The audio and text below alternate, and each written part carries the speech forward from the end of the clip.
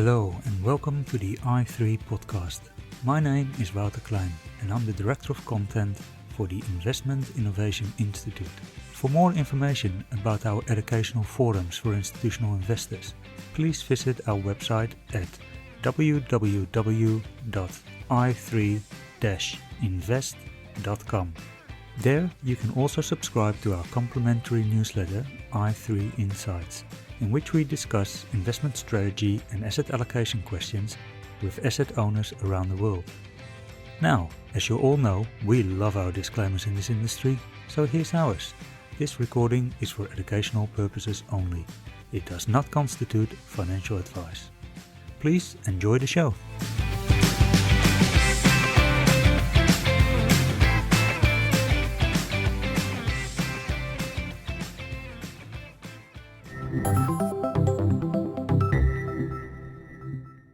Hello and welcome to the i3 podcast. I'm here today with Tim Buckley, Director of Energy Finance Studies, Australasia for IEEFA.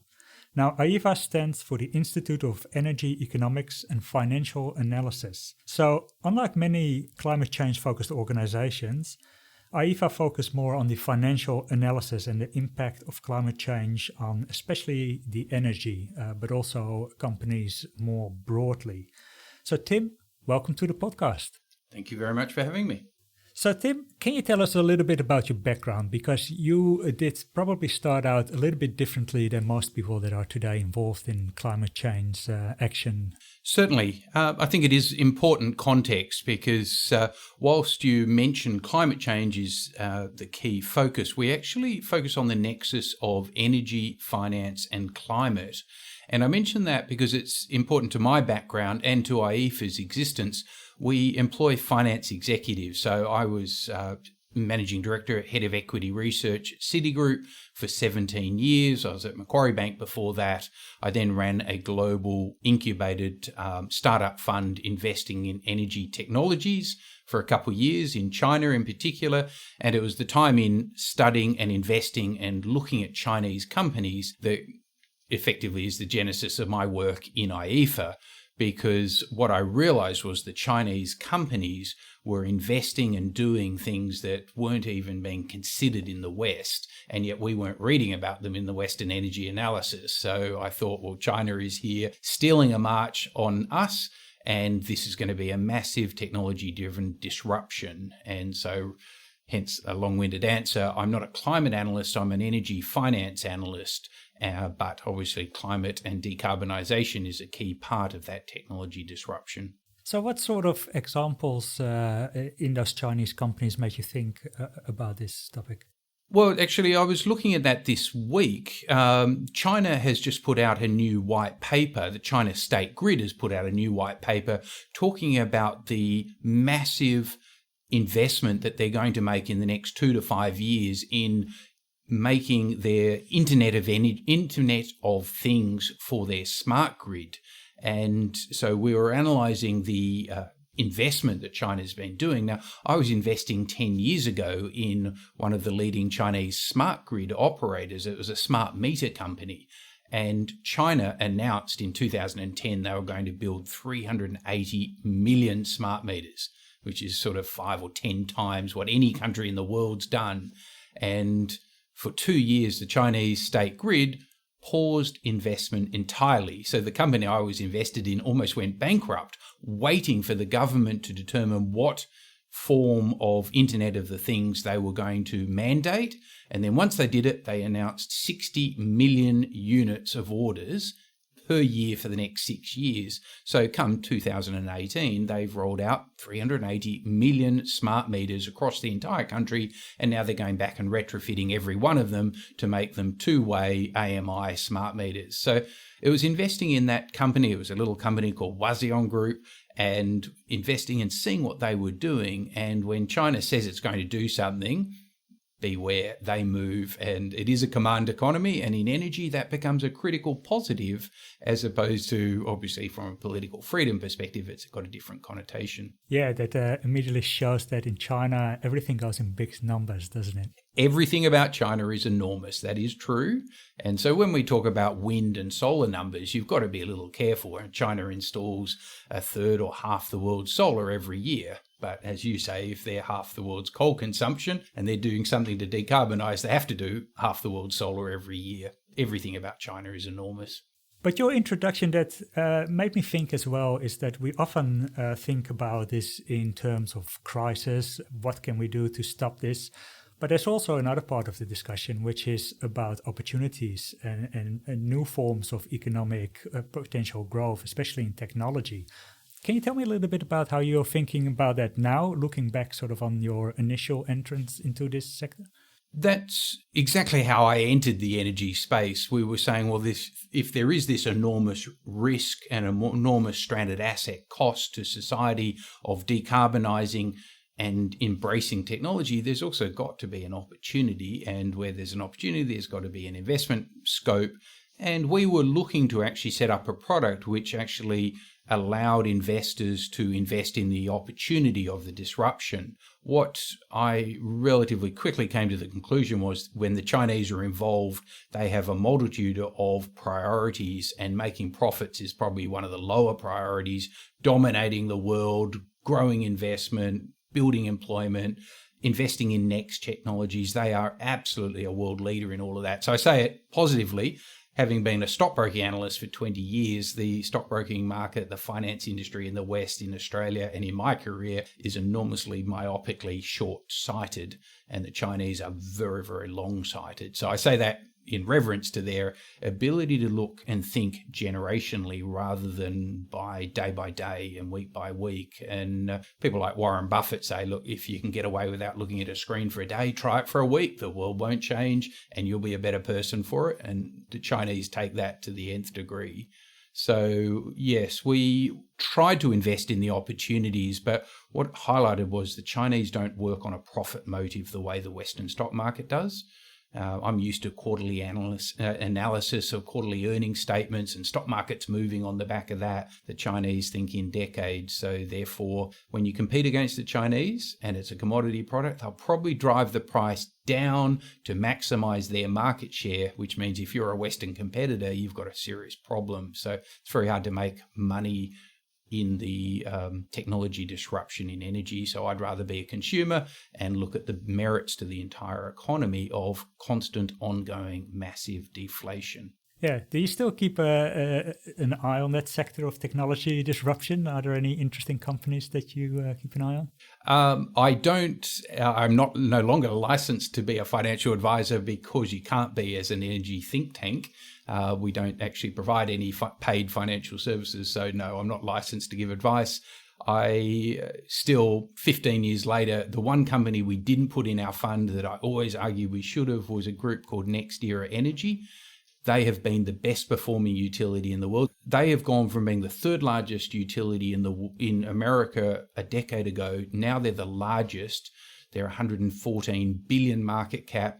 They have delivered compound 7% EPS growth for 15 years in a row. They've quadrupled their earnings, their dividends. They've delivered, and they are in fact the world's largest investor in renewable energies in the world, even ahead of every Chinese company, and they have been for 15 years in a row. Their managing director gave a speech to investors last week, and he highlighted that they would invest $5 billion every year in renewables going forward and $500 million every year in batteries going forward for their 5-year investment program.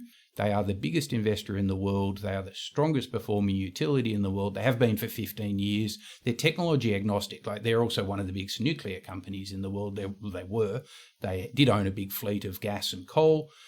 In their 5-year plan, they are not spending a cent on new nuclear. They are not spending a cent on new coal. They are not investing in new gas. They are only investing in wind and solar and batteries.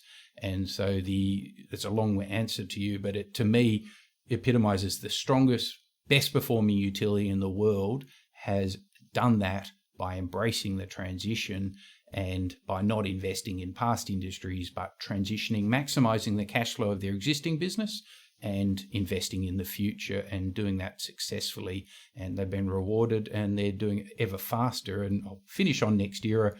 Part of why I was reading that speech was the CEO forecast renewable energy deflation of 50% in the next 5 to 10 years. So he said, we have seen nothing yet. And he said that for both batteries and wind and solar. Yeah, so that's a very good introduction to the topic that we actually are discussing today. So can you tell me a little bit about the topics of research that you've focused on recently? Obviously, you're very focused on the energy sector. What are some of the transitions that you see today? Probably one of the topics we focused on recently has been Japan. Now, Prime Minister Abe Shinzo has made climate change and the energy transition one of his defining targets of his prime ministership in Japan. Now, I mention that because Japan has been something of a laggard, along with Australia, probably more legitimately in Japan because of Fukushima. Fukushima threw out all of their long-term energy plans. They closed 30% of their total capacity overnight. It was all zero emissions, so they went from being a world leader on decarbonisation to being one of the most fossil fuel dependent nations in the world on the back of Fukushima nuclear disaster. But Prime Minister Abe has embraced it more recently. He's the president of the G20, and so he hosted in Tokyo the Bank of England's governor, Mark Carney, last week. He gave a speech of the critical rise of Japan's role globally and how Japan is now the world's largest embracer of the TCFD. So Japan's gone, so the Task Force for Climate-Related Disclosures, probably got that acronym wrong, but the TCFD is how I think of it. Japan in 1 year has gone from 9 companies to 199 companies committed to the TCFD, 1.2 trillion market cap, and the world leading. So that to me is a hallmark of how Prime Minister Abe has been doing it. It's a bit like how the French did it with the Paris Agreement, getting all the corporates and all the key financial leaders to embrace it, and let's do and then talk rather than talk and then do. So Prime Minister Abe's been doing that. And so I mention that because we wrote a report on Marubeni just over a year ago. Now, the reason we did it was to highlight that Marubeni was one of the biggest laggards in the world. Marubeni was the largest builder of coal-fired power plants in the world outside of China and India. And we wrote a report middle of last year. It's on our website, available free. We highlighted at Marubeni's coal problem. 3 months later, the president of Marubeni put out an announcement saying they would never build another coal-fired power plant anywhere in the world. They would sell off their existing coal-fired power plant fleet, and they would pivot to renewables and double their investment in renewables in the next 5 years. And a year later, Marubeni has been true to their word. They've been exiting from coal plant development, building renewables, and bringing the might of one of the biggest trading houses in the world into this renewable energy transition. So that's one of maybe 12 major announcements in Japan in the last 12 months. So I would look at Japan as a key leader of transition, whereas a year ago it was like Australia, one of the big laggards. Yeah, you started off the Japan story by saying they came off from a relatively low level usage of fossil fuels, but a much higher dependency on nuclear power. Now, nuclear power doesn't have as many emissions, but there's obviously a very big tail risk in terms of these big events. Where do you and IEEFA stand on the use of nuclear power in terms of climate change and sustainability? Yeah, it's a really good question. And ironically, when we were doing this clean energy investment fund, I couldn't get next year into the fund because my co-managing director said, look, we're trying to market to ESG funds. Most ESG funds do not invest in nuclear. And I'm going, yeah, but next year energy is a diversified portfolio. It's a world leader. It's never had a nuclear action and it's the biggest investor in renewables, but we couldn't get over that hurdle. So it never got in. Now, that was a straight analytical approach. What do our clients want to invest in? What do they exclude? And we were copying them to some degree. as an analyst, and IEEFA as an organisation is technology agnostic to some degree, but where we are overtly negative on nuclear is that we are finance analysts. So when I look at the data, when IEEFA looks at the data, we look at the 10 major nuclear power plant developments in the Western world under construction today.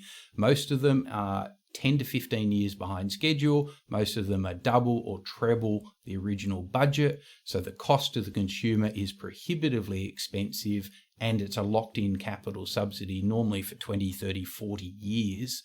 So nuclear, in my view, is totally uneconomic without government subsidies. So when we look at it from a rational financial perspective, put aside the climate and just look at the financial economics. If someone tells you they're investing in nuclear without government subsidies, I will bet they will lose money hand over fist. Yeah. If we continue on that train of thought and take your analytical mind from sort of the perspective of an investor, what would you say are some of the key risks today stemming from climate change? I'll maybe answer that. I mentioned Mark Carney, the Bank of England governor. Now, he's also the chair of the Financial Stability Board, which is a global organisation looking at systemic risks to the financial market. So for your audience, he's obviously one of the most powerful men in finance regulation globally. And I love what he says. He just points out, if we don't deal with this, the costs of a disorderly transition are going to be a hell of a lot larger than they are going to be if it's an orderly planned transition. So the Bank of England did an analysis, and they came up with a great headline number that there's potentially $20 trillion of stranded asset risks globally by middle of this century if we don't deal with it properly. Now, it's a big number. It's an impossibly big number, 20 trillion, not billion, stranded asset risks. Now, I don't believe it'll happen because I don't believe that the financial markets, governments will sail off a cliff happily. Financial markets will hit that point far faster. And one thing I've learned in financial markets is they might be slow to act, but when they act, they move decisively. And if there is a train wreck coming, everyone will jump off board as fast as they can in order to avoid it. And that will tip global capital flows overnight to investing in the solution. So I'm an optimist. Obviously, if you track what the International Energy Agency is saying, they're saying the world is not on track for the Paris Agreement. We're in fact 100% off track.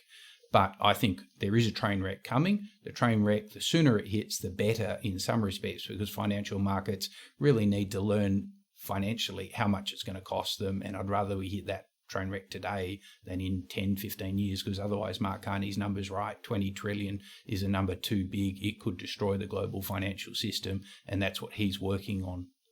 Yeah. And I think you mentioned that these are costs that are not basically accounted for.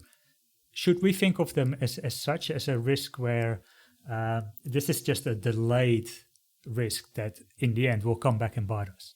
Absolutely. And if you think about it, we have an unpriced cost externality, that is carbon emissions. Now, we also have water pollution and air pollution. They're unpriced to a large degree. And that might sound strange, but in Australia, we've got no coal-fired power plant emissions controls. We're worse than India.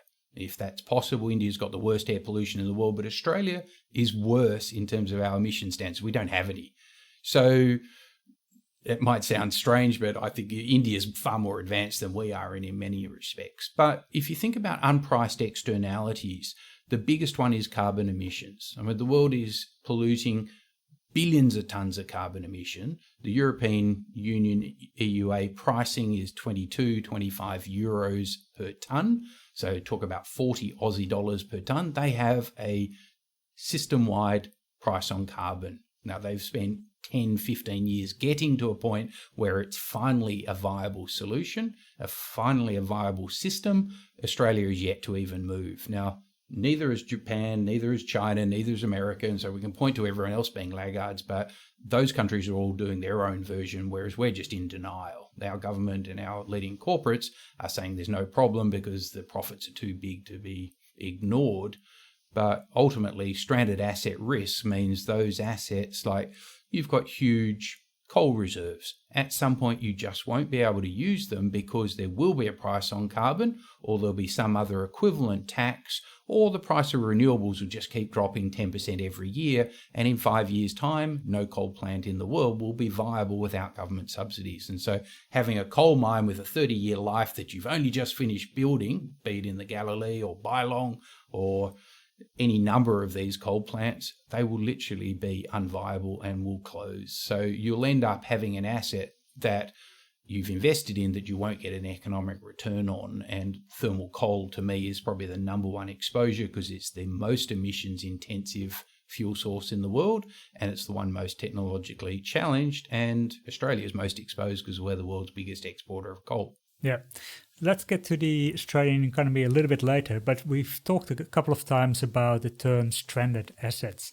Just for our listeners that don't know what it is, what are stranded assets and what is sort of the main risk for investors of that?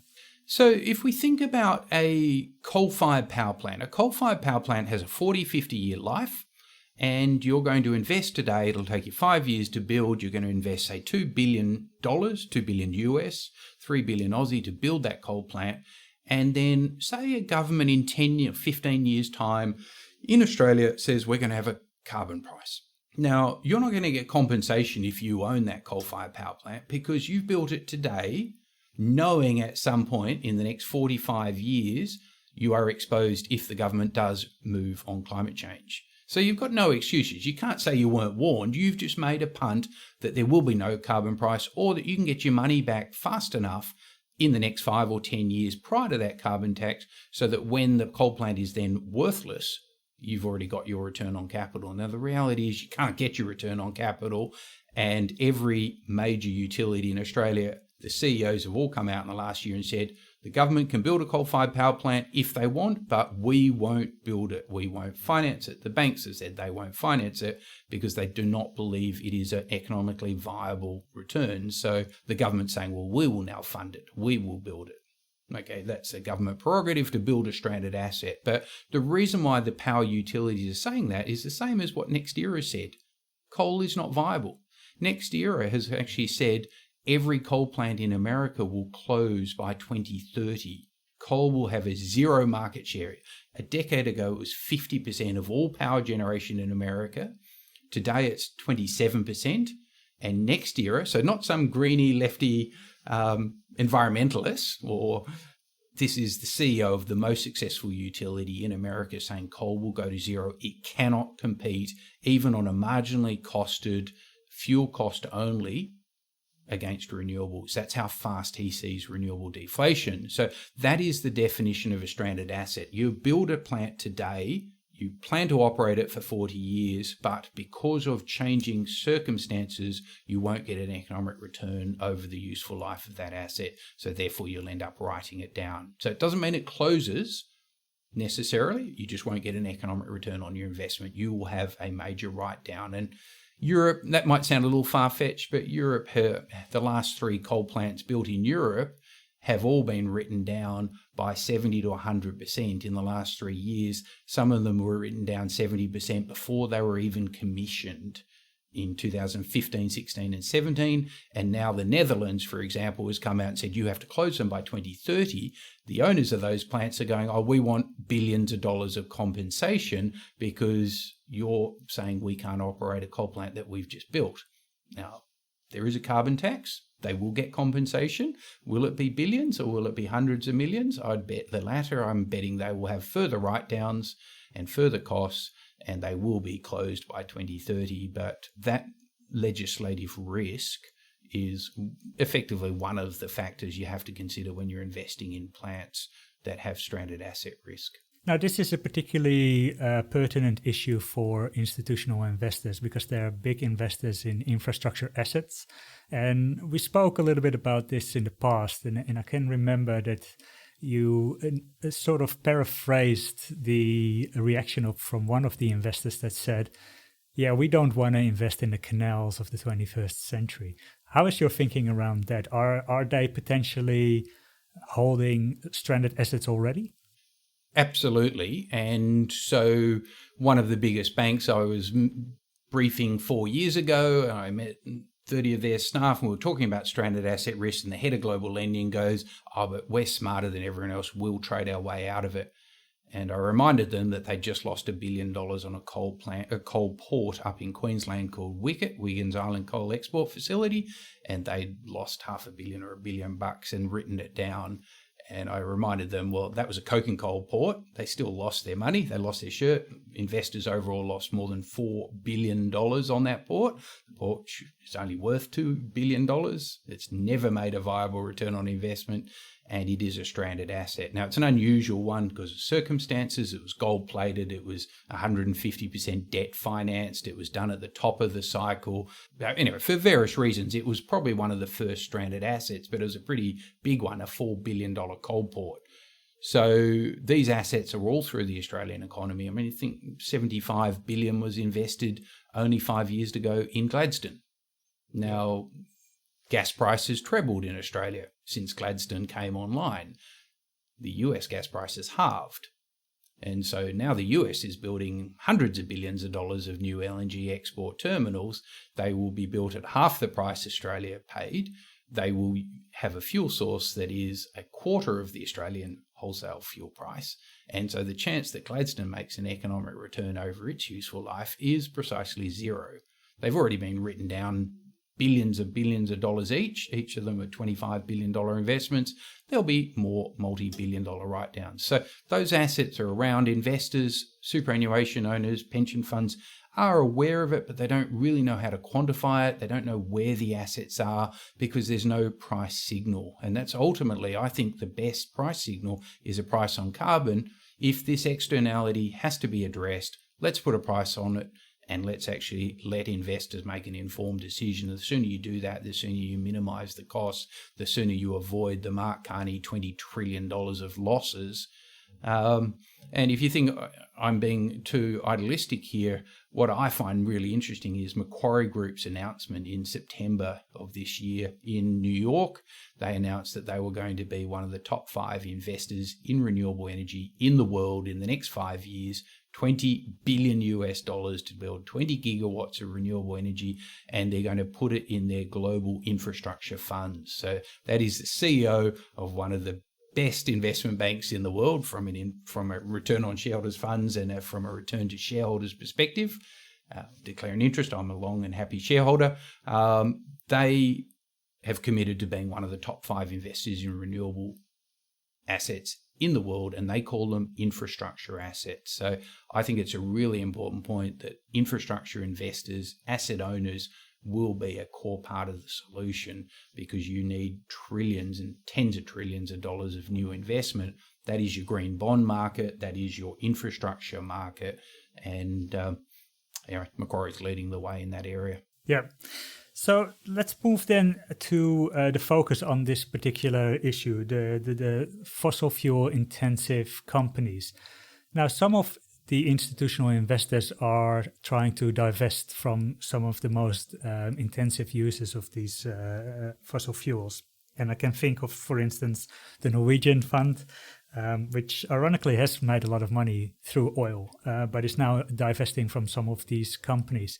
But once you get to the point or the discussion around divesting, there's also a fiduciary angle to it where you say, okay, well, we see why we want to do this way, but at what point are we moving too far away from the benchmarks that we set ourselves?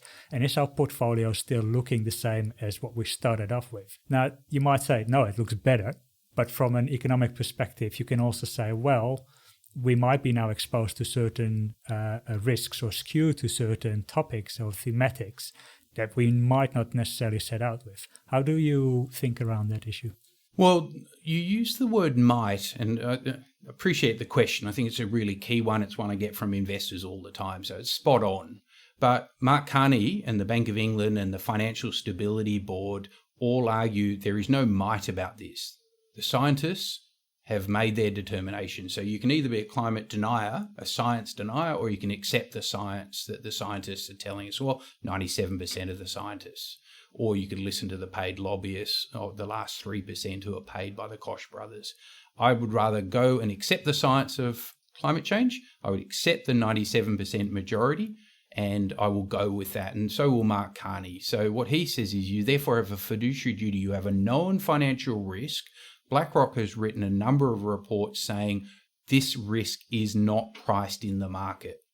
When they copy what the Norwegians have done, and then they move to implement systematically a method to manage this acute financial risk, that will be the catalyst to change the global financial markets. Because when BlackRock moves, when they align with what the Japanese pension system and what the Norwegians are doing, when the biggest asset owners in the world are doing it, everyone else will follow. And so the pricing will happen, in my view. I'm pretty confident.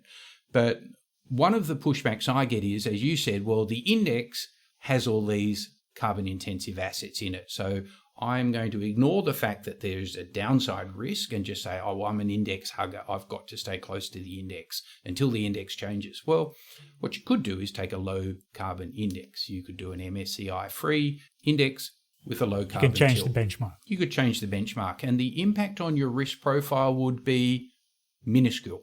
Absolutely minuscule. BlackRock actually has analysed this. The Norwegian Sovereign Wealth Fund has got McKinsey to analyse it to its death because they're investing $1 trillion for a tiny country and they don't want to put financial returns at risk. They would argue there's a fiduciary duty to analyse and price in and factor in a known risk. Maybe one of the problems I get is people go, yeah, but you can't prove historically that this is a financial risk, that there's downside. So my response to that is if we're heading towards a cliff, we know there's a cliff coming, we don't know when it's going to hit, but Mark Carney and the Bank of England have said it's a $20 trillion cliff. It's a pretty big one. Then you actually have a fiduciary duty to get off the train before it reaches 1 meter from the cliff, because you're not going to be the smartest person in the room jumping off at the last minute. You get off and you manage for the risk. You actually bring in systematic management of it. So to me, we have a financial risk. We know about it. Your clients have a fiduciary duty to invest for the maximum long-term risk-adjusted return for their clients, not for the myopic 1 week return. I like the way you characterise climate change deniers as science deniers, and I think we've got a few of those in Australia. But if we take a look at the Australian economy, it is very heavily dependent on a fossil fuel intensive industry. But on the other side, we also probably have abundance of sunshine that we could harvest in other ways. Do you see any change, any shift happening in Australia at the moment? I do, and it's a really important point because much as Australia is a laggard at the moment, we do have, I think, a bit of a sea change in our finance market. We are seeing the major financial institutions looking to evaluate properly this financial risk. We have Macquarie Group being one of the 3 biggest or 5 biggest investors in this area in the world.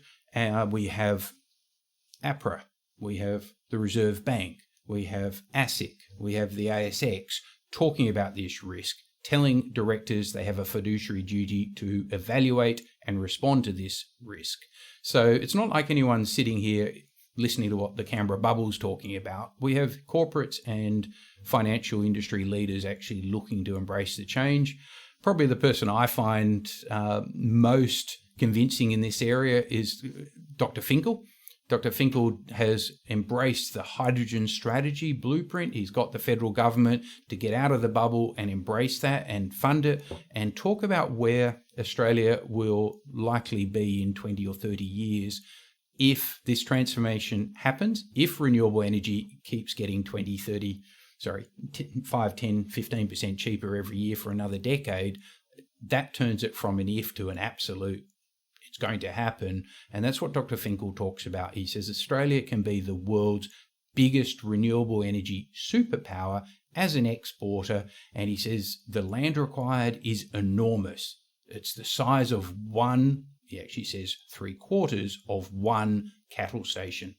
We could supply 1/10 or half the world's hydrogen. I forget which number he uses. It depends how quickly the sector doubles again, which is what he's forecasting to happen. And he says literally less than one cattle station could supply all of the wind and solar for Australia to be the world's biggest exporter of zero-emission hydrogen. The Japanese, the Koreans, and the Chinese would love Australia to be the world's biggest supplier of clean hydrogen so they can decarbonise, so we can drive the cost down. We can use the power of a $2.7 trillion asset management pool to invest in low-cost renewable energy, wind and solar, convert it using batteries into zero emissions hydrogen, export it. But to me, that's a 10, 20, 30-year vision. Dr. Finkel talks about it far more eloquently and informed than I do. He's brilliant. I'm just copying and stealing from him. But what I like about it is there are a multitude of Australian companies and financiers looking at it. People like Siemens have been working in this area for 5 or 10 years, but they're now investing in Australia because they see we've got the land, we've got the solar, we've got the wind resource, we've got the financial capital, and we've got the ability, and we've probably got the need as well, because we're the world's third largest fossil fuel exporter. We need to be an export-oriented nation. We need other alternatives to substitute. To me, clean hydrogen could well be it, but to me, there's also an opportunity a decade before that to actually use zero-emission hydrogen to decarbonise our existing manufacturing.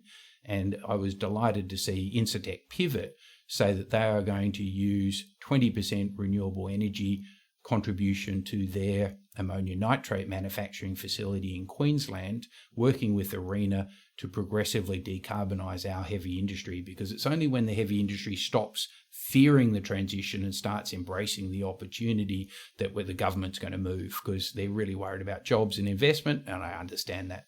Yeah. So interestingly enough, some of your analysis shows that the developing economies are actually further ahead in this transition than the developed market is. Is that just simply a matter of the advantage of being a late adopter, or is there something else going on there? Yes, it's a really good question, and I might pivot to India for a minute to answer that. And the word a late adopter, it's absolutely spot on, but it's also a bit insulting. So why do I say it's spot on?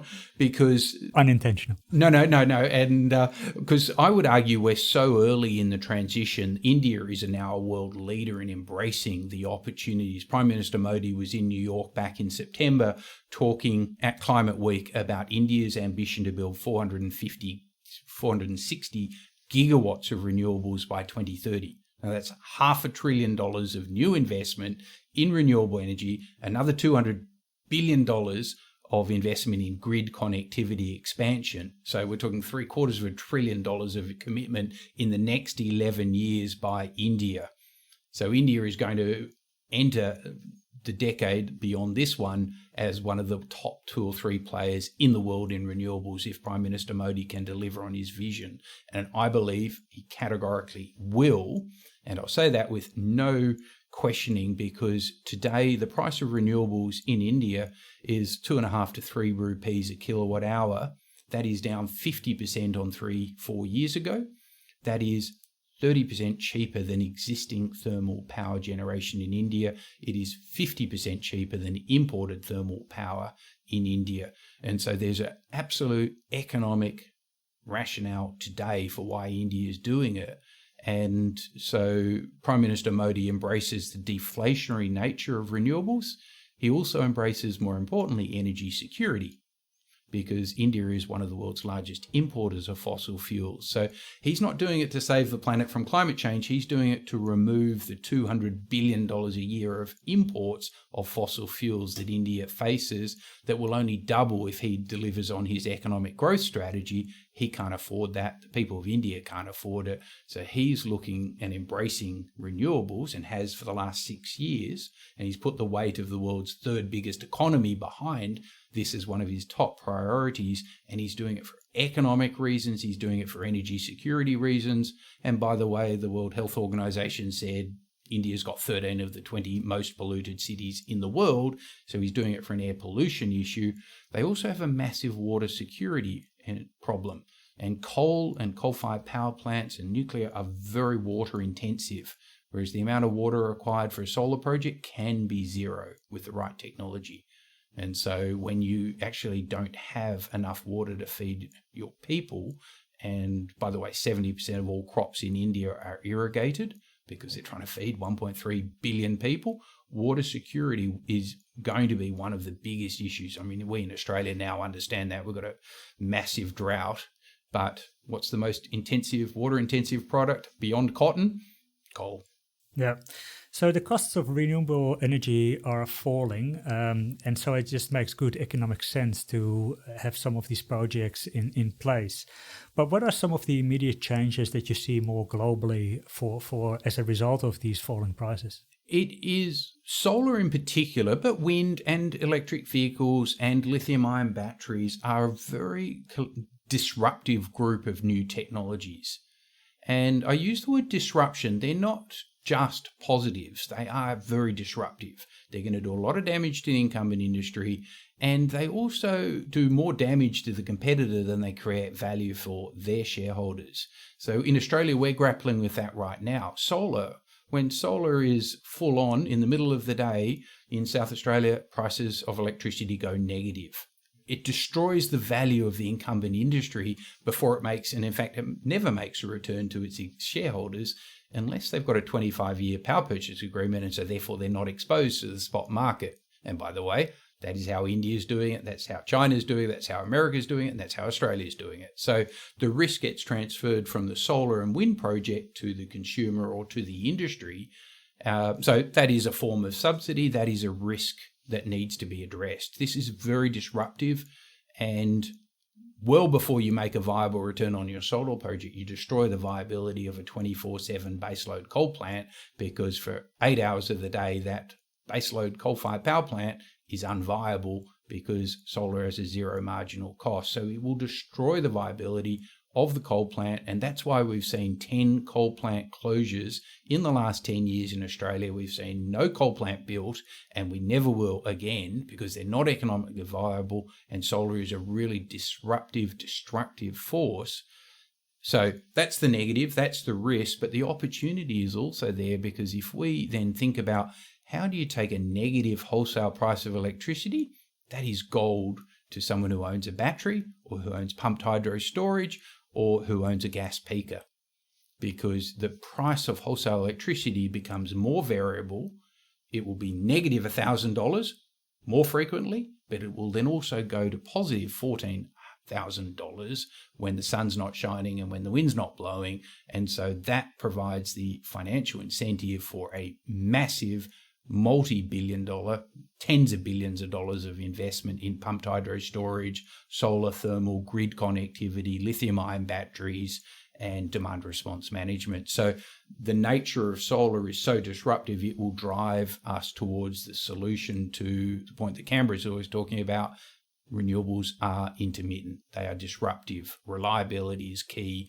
Now, the answer is not more 24/7 baseload power. That's last decade's solution to this decade's problem. We need peaking capacity, and batteries, pumped hydro storage, peaking gas are the solution. So with all that disruption going on, who do you think will be the ultimate winners? Is that the more upcoming new companies, or do you think that the incumbent energy companies will be able to adapt enough to survive this disruption? That's a good question. We did a report on that 3 years ago, looking at the top 10 utilities in the world, and we called them the good, the bad, and the ugly, and then we thought that was a play on John Wayne. So we then changed it to the leaders, laggards. We deleted the word dinosaurs, but the reality is you have leaders, you have transformers, and then you have the dinosaurs. So Mark Carney, again, just to quote the Governor of the Bank of England, came out in September and said the dinosaurs will die. There is no question on that. So the Peabodys of this world will die. They are not transitioning. They are not embracing their future. They're trying to hold it back, and their product is obsolete. Thermal coal is obsolete. It is technologically challenged and going to disappear on a 30-year view. Not tomorrow, not next decade, but on a 30-year view. And next year, our energy CEO says it will happen in 11 years. So it's not me saying it. It's Mark Carney. It's the CEO of the most successful utility in the world saying it. It's the CEO of Macquarie Group saying it. This will happen far faster than people think. So When we did the leaders, ironically NL of Italy and NextEra were our two favourite leaders, we then talked about the transformers, AGL, Tata Power, NTPC, so two Indian companies. Companies that are acknowledging the transition and saying, okay, well, AGL is the biggest polluter in Australia. Mea culpa, it is. But it was also embracing the technology disruption and using the cash flow and investing in wind, solar, virtual batteries and those sort of things. So they're a transformer. They will survive. They will transition to the new industry. But the laggards will not. And we highlighted Eskom, not a listed company, but the biggest power generator in South Africa, 95% of the South African power generation. And we highlighted 3 years ago it was going to go bankrupt. It is now going bankrupt. It's in financial distress and it's destroying the South African economy. But before it destroys it, what it's done is quadrupled the price of electricity in South Africa. So it's bankrupting the country, not just the government who owns it and not just its own employees. So it is dragging the whole of the South African economy down through massive inflation, price inflation of electricity. Obviously, there's corruption involved, there's financial leverage involved, there are cost blowouts on their coal plants, there are huge subsidies involved, and it's huge. I was in Cape Town earlier this year and we were analysing it and looking at the opportunity to bail out Eskom to save the South African economy. 10 of the world's biggest investment banks were working on that program to save Eskom. The irony is bailing out a coal-fired power company, but I 100% understood. Once they explained what they're doing, it was totally logical. It will have to happen because the alternative is a bloodbath for one of the biggest countries in the world. Yeah, so some very significant tail risks involved in this topic. Correct, and really hard to actually analyse them and hard to show. One of those tail risks, General Electric, we wrote a report on that in earlier this year, looking at General Electric. Now, everyone in Australia would think, oh, General Electric was the most successful industrial company in the world at one stage in 2000. It had a market cap at $600 billion US. So it was the biggest company in the world. But we wrote a report saying the value destruction to investors in the 3 years, 2016 to 2018, the last 3 years, they destroyed 75% of shareholder wealth in just 3 years, $200 billion. So other than my old employer, Citigroup, it's probably the biggest shareholder wealth destruction in world history, $200 billion. And that was GE, General Electric. The company that used to be visionary is now a minnow of its former self. Shares are down, they've been smashed, they've sacked thousands, tens of thousands of workers. Shareholders have paid the price enormously. Now, what caused that? They are the biggest producer of gas and coal-fired power turbines. And in 2015, they doubled their exposure by buying Alstom off the French government as Alstom was going bankrupt, doubling down on an industry that then, on their own numbers, halved in the following 2-3 years. So gas turbine installs in the world in the 3 years to 2018 halved on GE's numbers. Our numbers support that. GE forecast they would grow. So they got it wrong. They had huge financial leverage. They destroyed 75% of shareholder wealth in the process, $200 billion. To me, that's a classic stranded asset story. And it's one of the biggest in the world. Everyone knows GE, everyone understands those numbers. They can look it up on a screen and see the value destruction. But that's only a tip of the iceberg if Mark Carney's right. Yeah, and I think that's also a good argument to keep an eye on fundamental analysis. Well, Tim, thank you very much. It was great having you on the podcast. Thank you very much for the opportunity. Thank you for listening to the i3 podcast. For more information, please visit www.i3-invest.com. Thank you very much.